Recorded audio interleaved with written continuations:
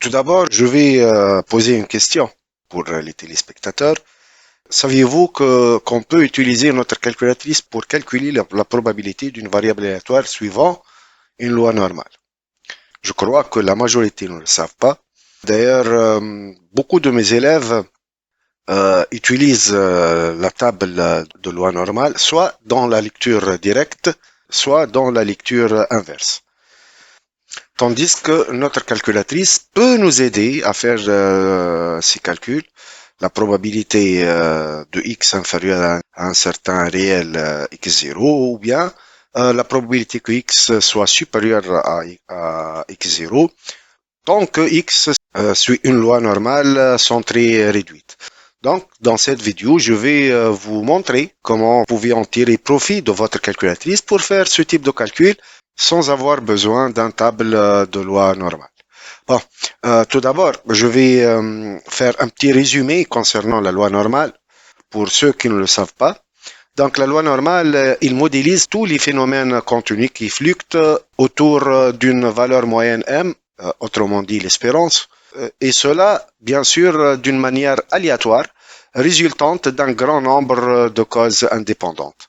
Par exemple, taille d'une certaine population, poids, n'importe quel phénomène naturel, pratiquement tous les phénomènes naturels suivent la loi normale. C'est pour cette raison que cette loi est appelée loi normale d'ailleurs.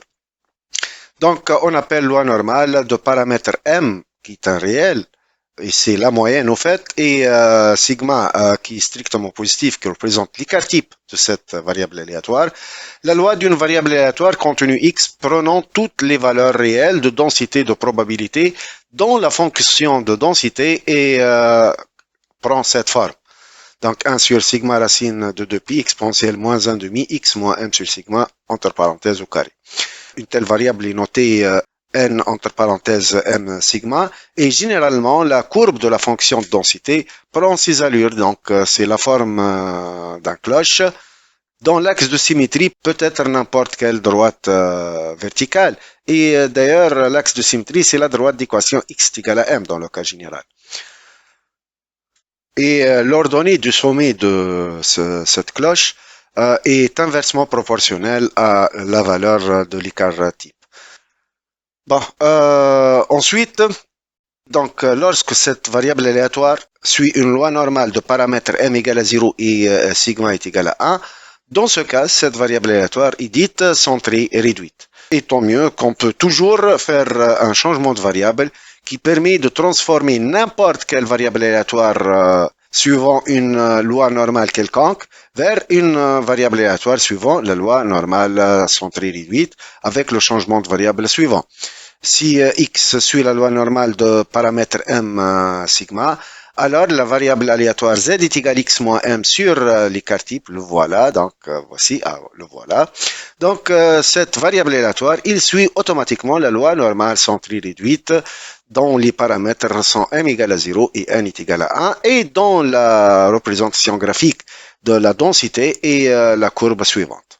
Bon, comme j'ai dit précédemment, on va s'intéresser dans cette vidéo de parler essentiellement de comment on utilise notre calculatrice pour faire des calculs des probabilités pour z inférieur à un certain nombre z0 ou bien z supérieur à un certain nombre z0. Bon, je rappelle également comment on utilise la table. Alors, par exemple, la table de loi normale, bien sûr, évidemment. Par exemple, si je veux calculer la probabilité que z soit supérieure à 1,25, je cherche dans la table de la loi normale. Donc ici, je prends le chiffre des unités et le premier chiffre après le virgule. Ensuite, le deuxième chiffre après le virgule, je le lis dans la colonne. Alors, la probabilité que z soit supérieur ou égal à 1,25, je le trouve ici, 0,10565. Cette table, c'est pour les probabilités que z soit supérieur ou égal à z0. Également, il y a des tables pour lire des probabilités de type P de z inférieur ou égal à z0. Bon, ce qui nous intéresse, comme j'ai dit précédemment, c'est l'utilisation de notre calculatrice pour faire un tel calcul et d'autres, bien sûr, sans avoir besoin de la table de la loi normale.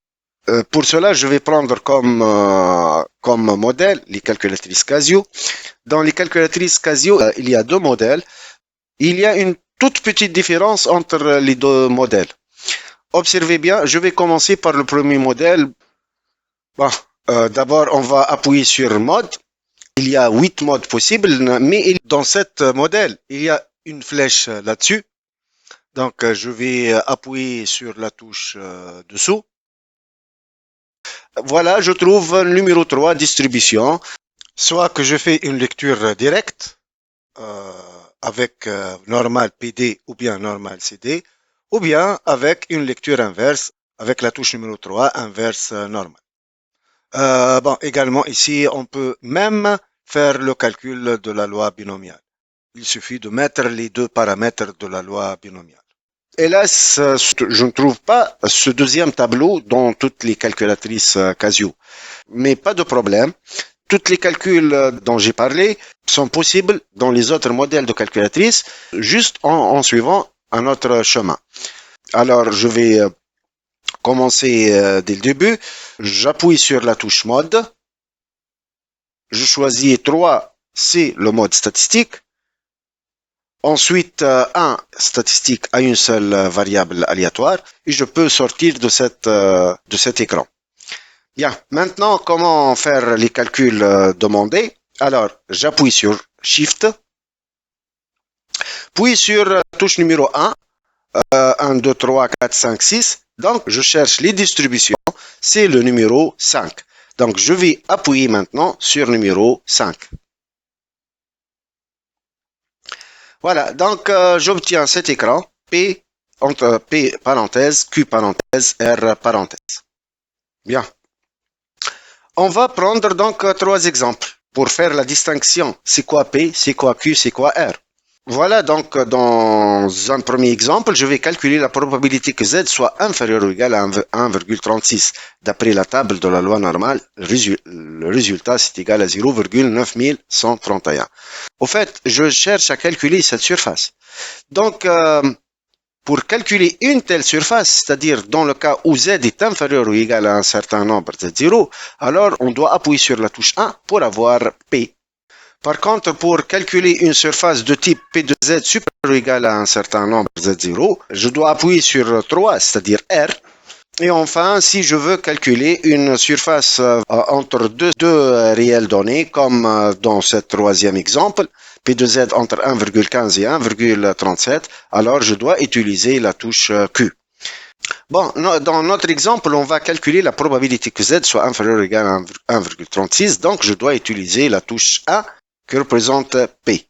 Voilà, donc P, j'introduis le nombre 1,36, donc, cela signifie que je cherche la probabilité que Z soit inférieure ou égale à 1,36, comme vous pouvez le constater. Le résultat, c'est 0,913. C'est exactement ce que la table donne comme résultat. Bien, on va calculer maintenant la probabilité que Z soit supérieure ou égale à moins 1,17, c'est-à-dire on va utiliser R. Donc, je répète une fois encore, Shift, ensuite 1, ensuite 3, ensuite R. Donc, numéro 3, comme j'ai dit. Voilà. Donc, R, ensuite j'écris moins 1,17 pour avoir la probabilité que Z soit supérieure ou égale à moins 1,17. Égal donc, et voilà, 0,879, comme vous pouvez le constater. Et ce résultat est déterminé par la table, bien sûr.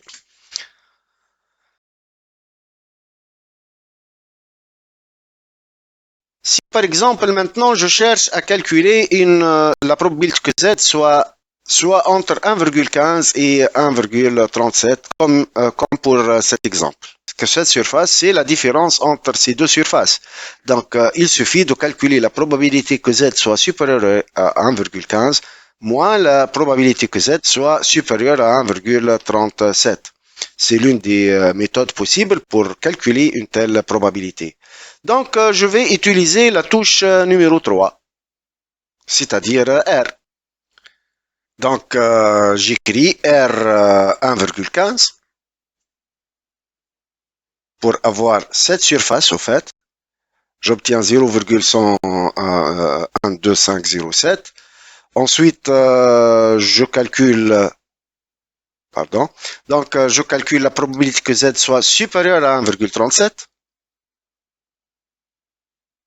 Voilà, 1,37 égale, et voilà, j'obtiens le résultat 0,0398. C'est l'arrondissement de résultat donné par notre calculatrice. Voilà, donc comme vous pouvez le constater, tous les calculs concernant la loi normale sont possibles. Je vais vous montrer maintenant quand est-ce qu'on utilise le numéro 2, c'est-à-dire Q. Une seconde. Voilà. Donc, si on a une surface dont l'une de ses limites, c'est la droite x est égale à 0, alors on utilise QT. C'est pour ceux qui se demandent quand est-ce qu'on utilise la touche numéro 2 qui représente Q. Voilà, donc à la fin, je vais faire un récap. Alors, j'appuie sur mode, ensuite sur 3 pour avoir mode statistique, puis numéro 1 pour avoir mode statistique à une seule variable.